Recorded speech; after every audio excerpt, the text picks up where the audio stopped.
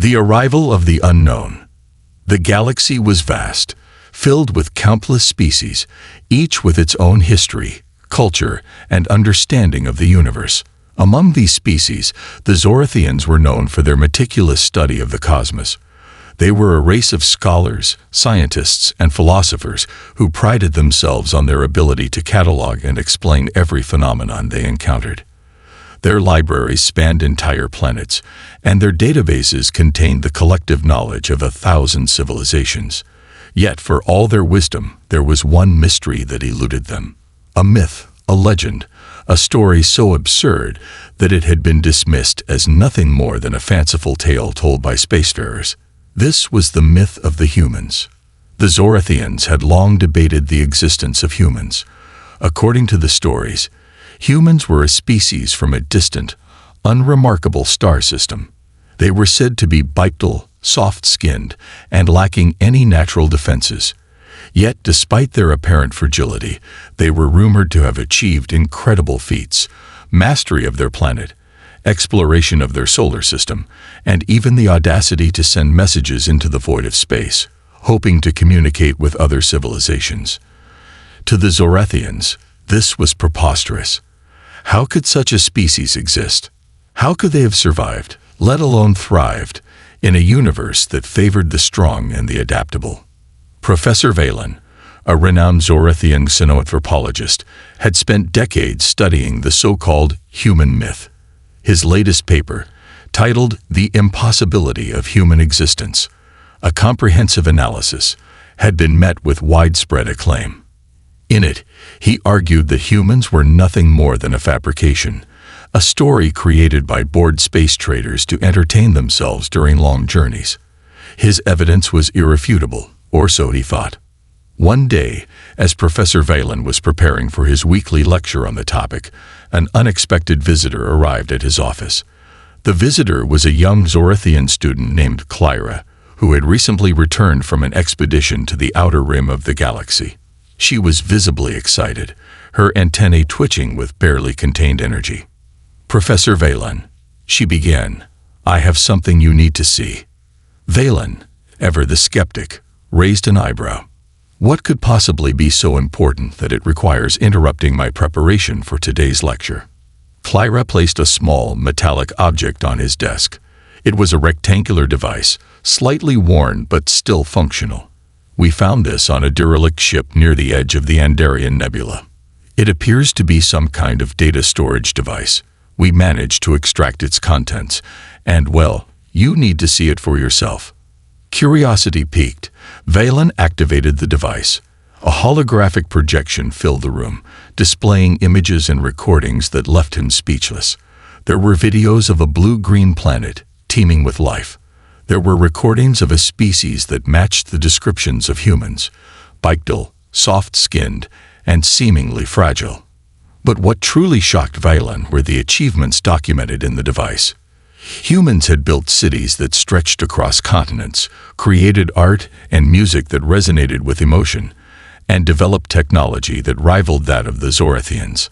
As Valen watched, a sense of unease crept over him. If these recordings were real, then everything he had written, everything he had believed, was wrong. Humans were not a myth. They were real. Before he could process this revelation, Clyra spoke again. "There's more, Professor. The device contains coordinates that lead to the human's home system." Valen's mind raced. If humans were real, then they represented a phenomenon that defied all logic and reason. They were a species that should not exist, yet here they were, thriving in a universe that had no place for them. "Prepare a ship," Valen said at last. "We must investigate this ourselves. If humans are real, then we have much to learn and much to fear." And so, the journey began. A Zorathian research vessel, carrying Professor Valen, Clyra, and a team of scientists, set course for the coordinates provided by the mysterious device. None of them could have predicted what they would find, or how their understanding of the universe would be forever changed. As the ship entered hyperspace, Valen couldn't shake the feeling that they were heading into the unknown. not just in terms of distance, but in terms of everything they thought they knew. The myth of the humans was no longer a myth. It was a reality, one that would challenge their beliefs, their science, and their very understanding of life itself. Little did they know, the humans were not just real. They were waiting. First contact.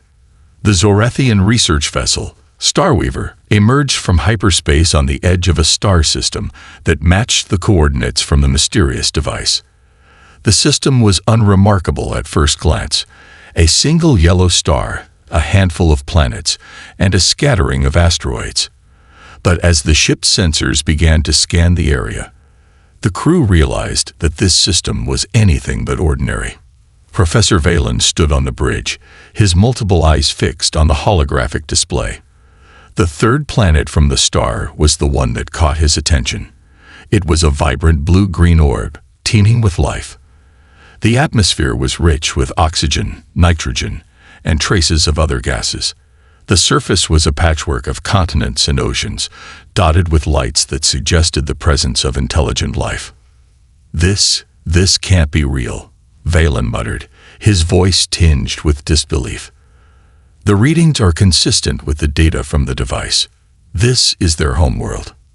Clyra, standing beside him, was equally awestruck. "It's beautiful," she said softly. "But how? How could a species like this exist?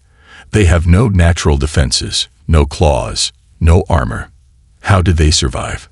Before Valen could respond, the ship's communication system crackled to life. A voice, speaking in a language none of them recognized, filled the bridge. The tone was calm but firm, almost as if it were expecting their arrival. "Professor," the ship's AI said, "I am detecting a transmission from the planet. It appears to be a greeting." Valen's antennae twitched nervously. "Can you translate it?" The AI paused for a moment, analyzing the language. "It is a simple message. Welcome to Earth. We have been expecting you." The bridge fell silent. The crew exchanged uneasy glances, expecting them. How could the humans have known they were coming? "Open a channel," Valen said at last. "Let's see who, or what, we're dealing with." The holographic display shifted, revealing the image of a human. It was a male, with short dark hair and a calm expression. He wore a simple uniform adorned with symbols that the Zorethians couldn't decipher. Behind him, a bustling control room filled with other humans could be seen. "Greetings," the human said, his voice steady and confident. "I am Commander Elias Grant of the United Earth Coalition. We detected your arrival and thought it best to make contact. Welcome to our home." Valen hesitated, unsure of how to respond. This was not what he had expected. He had imagined a primitive species struggling to survive on a hostile world. Instead, he was faced with a civilization that appeared to be advanced, organized, and welcoming. "Commander Grant," Valen began, choosing his words carefully, "we are the Zorethians, a scientific expedition from the Galactic Scholarium. We came here to investigate the existence of your species. For many of us, humans were nothing more than a myth."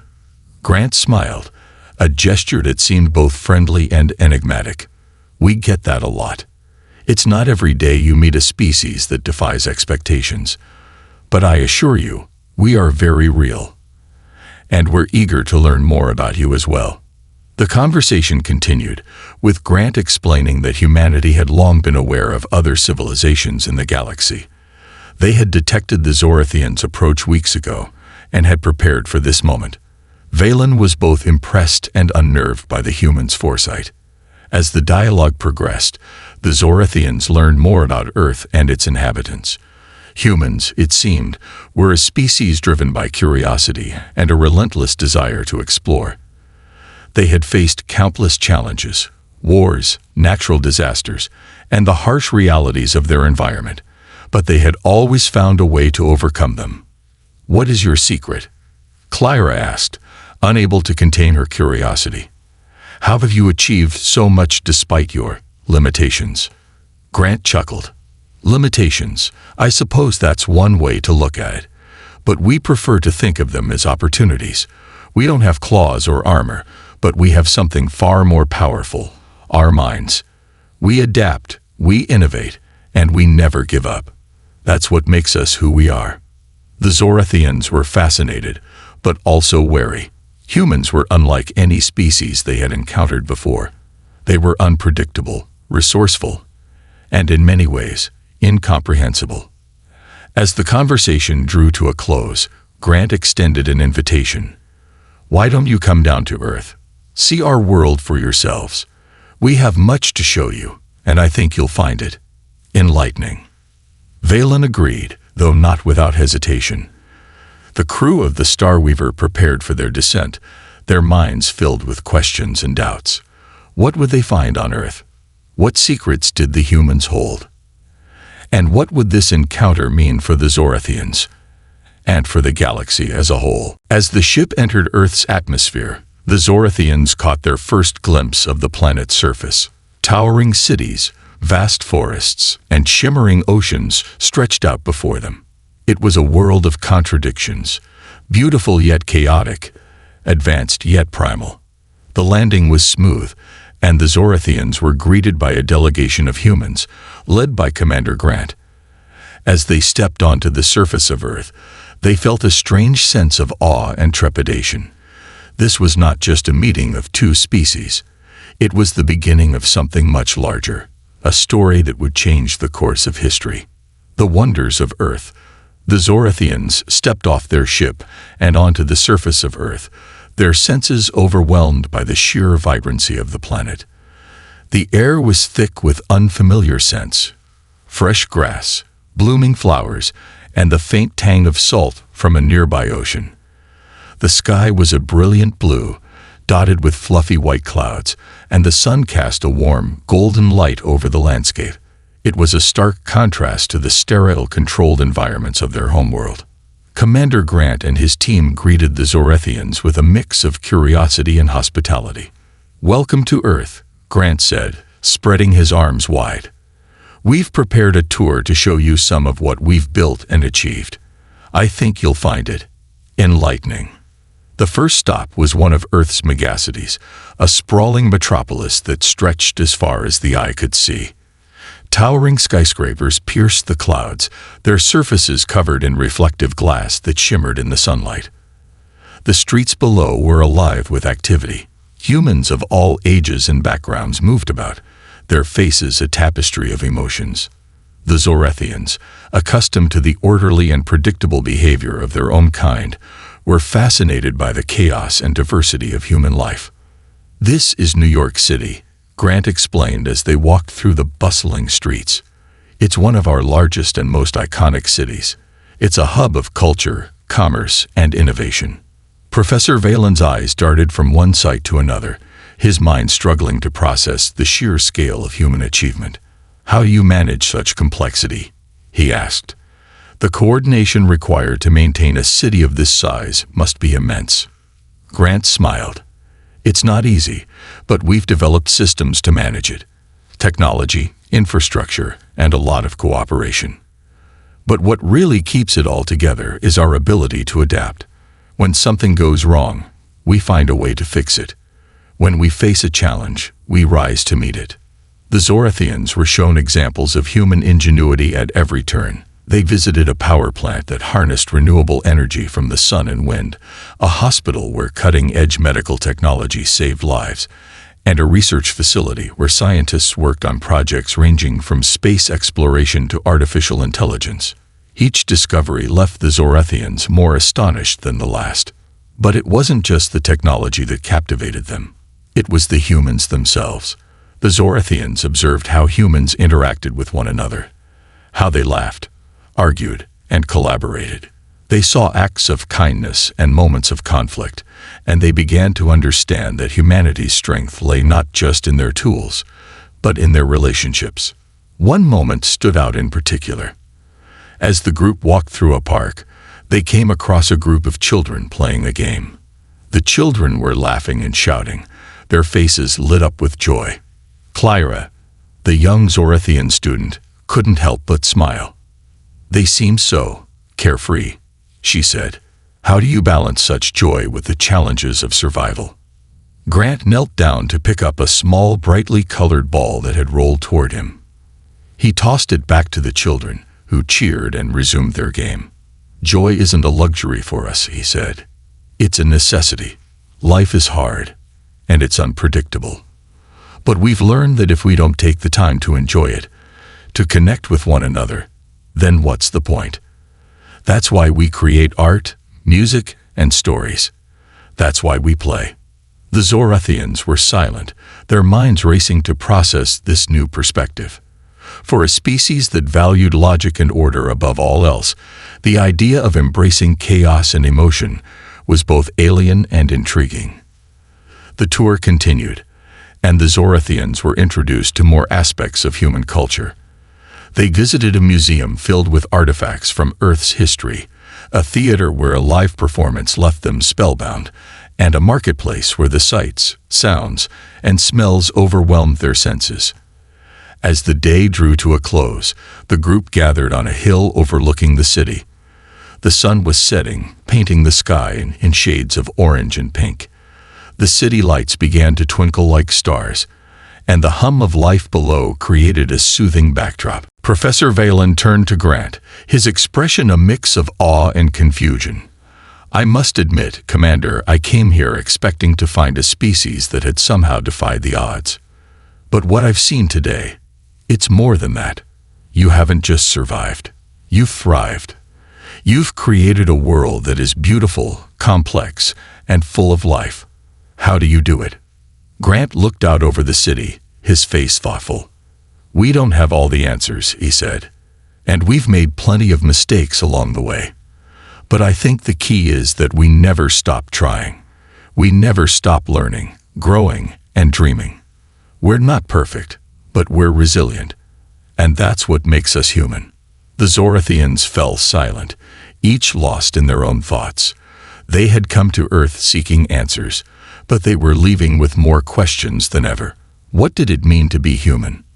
And what could their own species learn from this remarkable civilization? As they boarded their ship and prepared to leave, Clyra turned to Valen. Professor, she said, do you think we'll ever truly understand them? Valen sighed, his eyes still fixed on the glowing city below. I don't know, Clyra, but I do know this. Humanity is a mystery worth exploring, and I have a feeling this is only the beginning. Shadows of the past. The Zorathians had spent days exploring Earth, marveling at its achievements and immersing themselves in its culture. But as their journey continued, Commander Grant decided it was time to show them a different side of humanity, one that was not as bright or triumphant. To truly understand us, he said, you need to see where we've come from. Our history is not just one of progress and innovation. It's also filled with struggle, conflict, and mistakes. The first stop on this new leg of the tour was a museum dedicated to Earth's history. Unlike the gleaming cities and advanced technology they had seen so far, this place was somber and reflective. The exhibits told stories of war, oppression, and environmental destruction. The Zorathians moved through the halls in silence, their eyes wide with disbelief. Professor Valen paused in front of a display about a global conflict that had occurred centuries ago. The images were haunting, cities reduced to rubble, families torn apart, and landscapes scarred by violence. How could you do this to yourselves? He asked, his voice trembling. How could a species capable of such beauty and creativity also cause so much destruction? Grant's expression was grim. It's a question we've asked ourselves many times. The truth is, we're not perfect. We're driven by both our best and worst instincts. Greed, fear, and ignorance have led us down dark paths. But so have courage, compassion, and the desire to do better. Our history is a testament to both. The Zorathians were shown exhibits about environmental crises, polluted oceans, deforested lands, and species driven to extinction. They learned about the long and painful struggle for equality, where humans fought against discrimination based on race, gender, and other differences. Each story was a reminder of humanity's flaws, but also of their capacity for change. Clyra, the young Zorathian student, was particularly affected by a section on climate change. "You knew what was happening," she said, her voice filled with disbelief. "You saw the signs, the warnings. Why didn't you act sooner?" Grant sighed. "Because change is hard. It's easier to ignore a problem than to face it, especially when it requires sacrifice. But eventually we realized we had no choice. We came together, not as nations or factions, but as a species, and we fought to save our planet. It wasn't easy, and it's still an ongoing battle, but we're making progress." The tour continued to a memorial site, a vast expanse of land dedicated to those who had lost their lives in humanity's darkest moments. The Zorathians walked among the monuments, their hearts heavy with the weight of what they were learning. As they stood before a wall engraved with countless names, Valen turned to Grant. "Why show us this?" he asked. "Why not just let us see the best of humanity?" "Because the best of humanity doesn't exist without the worst," Grant replied. "Our struggles define us as much as our triumphs. They remind us of what we're capable of, both good and bad. And they inspire us to be better." The Zorathians were silent, their minds racing to reconcile the two sides of humanity they had seen. How could a species capable of such destruction also create such beauty? How could they be both flawed and extraordinary? That evening, the group gathered around a campfire in a quiet, remote area. The stars above were bright, and the air was filled with the sounds of nature. Grant handed out cups of a warm, aromatic beverage called hot chocolate, which the Zorathians cautiously sipped. As they sat together, Grant began to tell stories, not of humanity's achievements, but of its resilience. He spoke of individuals who had stood up against injustice, communities that had rebuilt after disaster, and generations that had worked tirelessly to leave a better world for their children. "These stories," Grant said, "are just as important as the ones about our greatest inventions or our grandest cities.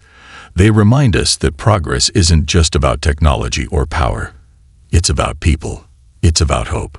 The Zorathians listened intently, their understanding of humanity deepening with each word. They began to see that humanity's strength lay not in their perfection, but in their ability to rise after falling, to learn from their mistakes, and to keep moving forward. As the fire crackled and the night grew darker, Clyra turned to Valen. "Professor," she said softly, "I think I'm starting to understand them. They're not just a species. They're a story of struggle and survival, of failure and triumph, and it's a story that's still being written." Valen nodded, his eyes reflecting the flickering flames.